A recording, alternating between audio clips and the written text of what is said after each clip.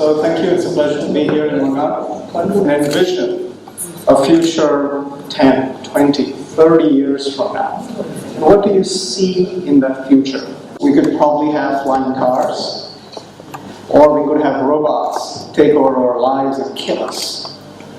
So my friends, the future is filled with pessimism, yet it's very optimistic at the same time.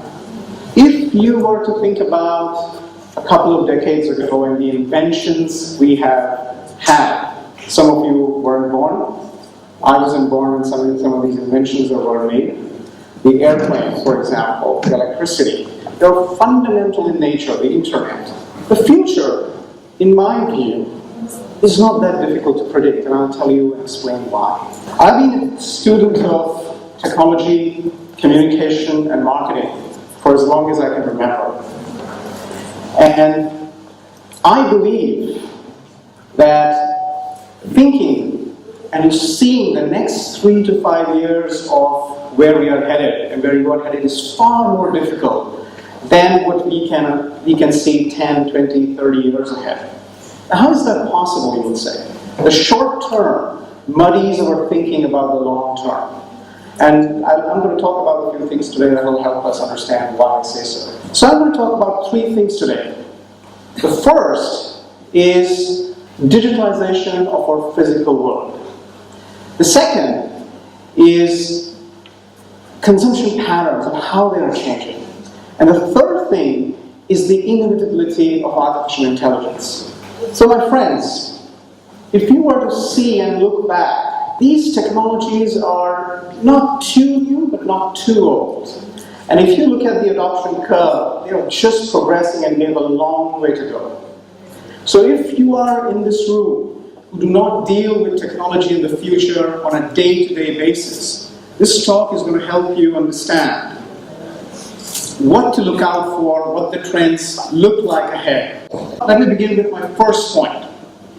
The digitalization of physical assets. What do I mean by that? Many global cities around the world are far more interconnected than we think they are. Most of our devices are interconnected, and the more we think about the future, most of the things that we buy, that we build, are going to be interconnected in nature. So fundamentally, all of the things that we'll do and engage with are going to be connected in some way or the other. By one estimate and by several other studies, there are 50 billion devices that are going to be connected by 2020. A McKinsey report in 2016 said the economic business opportunity is about $11 trillion. That's a very big number with a lot of zeros. And the most important fact about this opportunity is that software is going to play a fundamental role in how we sense and live the world. Now, why I'm saying this is changing? Because a lot of enterprises and businesses are investing money, are investing their dollars, and putting where the growth is. So this is a very important trend of the future that we should look out for. And the more you sort of analyze it, the more predictable it becomes. However, this is just one trend, digitalization of our physical world. What does it really mean? But it's even more augmented with the second trend. If you think about these two in conjunction, it makes even more sense. How our patterns of consumption are changing, fundamentally changing. Today, most of us in the room consume things digitally, right?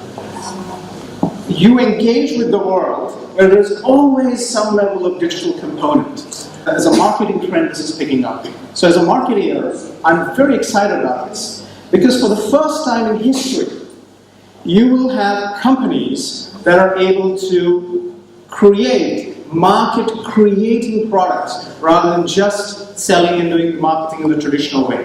And then, of course, Apple is the most famous example out of the lot. Apple was a category creator, but in the last decade, there have been far more companies who have created new category-breaking products than in the previous 3 or 4 decades, if you think about it. And there's enough public data to support this. So if you think about this, and combine these trends together, and think about them in the short term and the long term together, It brings us to my third point, the inevitability of AI, artificial intelligence. Ray Kurzweil had a seminal book that he wrote in 2006, and the book basically talks about how by 2045 artificial intelligence will overtake human intelligence. And that's the point in time that he identified. And a decade ago, that idea seemed very far-fetched. You wouldn't really think about it very seriously. But today, in 2016-17, as we think about it, the idea seems more probable than ever before. And the more we think about the future in the long term, the probability of this occurring is even significantly higher. Now, AI, artificial intelligence, has many debates around it, and one of the biggest ones is whether artificial intelligence should serve in the service of humanity and will augment human beings, or will it overpower them? And I have to believe that the two trends that I talked about early on will help us develop a more human-centered, human-efficient, human-centric artificial intelligence. The debate around this point is worth continuing because we evaluate our human systems and value systems can change, but it's definitely something to keep an eye on. So, to sum up, I talked about three things. One is digitalization of our physical world. Second, I talked about changing consumption patterns.